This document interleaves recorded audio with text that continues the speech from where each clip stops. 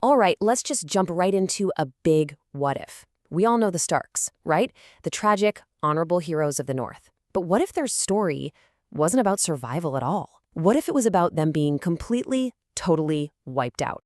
That quote really sets the stage, doesn't it? This is the core of what we're digging into today. And to be clear, we're not just talking about a weakened House Stark. We're talking about a world where they're just gone, vanished. No Winterfell rising from the ashes, no Jon, no Arya, no Sansa, absolutely nothing. It's so easy to look at the Starks and just see the victims, right? The good guys who were just too honorable for the game and kept losing. But what if that's not the whole picture? The story kind of hints that their very existence, even when they were scattered and broken, was the one thing keeping the world from completely collapsing. Take them out of the equation and the whole thing just crumbles.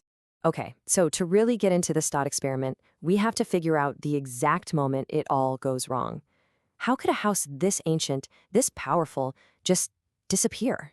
Think about the story we know. The idea of House Stark never really dies.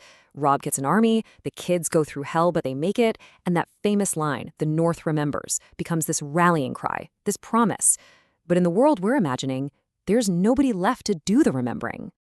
And honestly, when you look at it this way, you see just how terrifyingly close this was to actually happening. This isn't some slow, gradual decline.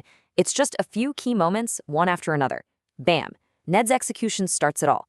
The Red Wedding is the inferno, but this time, that fire gets everyone. Sansa and Arya, they don't make it out. Bran and Rickon get caught. Just like that, in a few brutal strokes, House Stark is just a name in a history book. So, what's the first domino to fall? Well, it's exactly where you'd think, the North. Without the Starks, their home just completely unravels into chaos. And here's the thing you gotta understand about the North. Their loyalty wasn't just political, it was almost primal. It was tied to this Stark name, a family that had been in charge for thousands of years. People followed Robb not just because he was a king, but because he was Ned Stark's son. You take that bloodline away, there's literally no one left who can unite all those proud, stubborn houses. And this is where the power vacuum gets ugly. I mean, sure, a guy like Roose Bolton is going to make a play for control. He'd try to become the new warden. But his rule would be built on, well, on nothing. The other Northern lords only put up with him because they were all secretly waiting, hoping for a Stark to come back. You rip that ope away, all you get is rebellion, constant, bloody civil war. The North just eats itself alive. Yeah, look at this comparison. It really lays it all out. With Starks, you have the North remembers, a unified force driven by loyalty. Without them, you have a fractured, broken land that's only ruled by fear. It's basically just a vassal state that's always in rebellion, a constant headache for the crown. But here's the scary part. A broken North? That's just the beginning. The real problem, the existential threat, is gathering its forces beyond the wall. And without the Starks, humanity has no idea what's about to hit them. First, let's talk about Bran. If he's captured and gone, the world loses its intelligence network, its greatest weapon. The three-eyed raven is the living's memory, the one being who actually knows what the White Walkers are, where they came from, and how to beat them. Without him, everyone is literally fighting blind. And then there's Jon Snow. It's easy to think of him as just a great warrior, but his real superpower was leadership. He did something no one else could have done. He brought the Night's Watch and the Wildlings, centuries-old enemies, together into one army. You take Jon out of the picture, that army never ever happens. Instead, they just keep killing each other right up until the Night King's army rolls over them all. So the wall, it might hold on for a little while, but it's not going to hold forever. And when it does come down, there's no united army of the living waiting on the other side. There are just a bunch of warring factions who are completely unprepared and, frankly, clueless about the real enemy. The Long Night isn't just coming, it's going to sweep through the continent. So while everything north of the neck is falling into absolute chaos, what's happening in the south? Well, the Game of Thrones is changing big time. And for one family in particular, the end of House Stark is the best news they've ever heard. One, that's the number of decisive victories here, and it belongs to Tywin Lannister. Think about it. In this new reality, Tywin isn't just some clever political player. He's the guy who won. The whole Red Wedding gambit, it becomes one of the most successful, most ruthless political moves in the history of Westeros.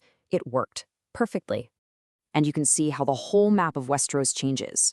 Lannister power is pretty much solidified. The North is, at least on paper, under the control of their puppets, the Boltons. And that changes everything that comes next. When Daenerys finally sails across the sea, who does she find in the North? Not a potential ally in Jon Snow. She finds a hostile, broken land loyal to her enemies. Her invasion just got 1,000 times harder.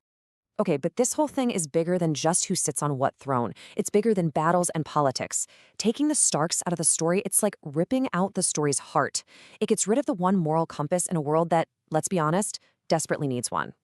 Because here's the thing, the Starks were never just another family playing the game. They were the balance, the counterweight to all the backstabbing, the greed, the cruelty. They were a compass in a world that was completely lost, a world built on betrayal. When everyone else saw honor as a weakness, they were the ones who proved it could be a strength.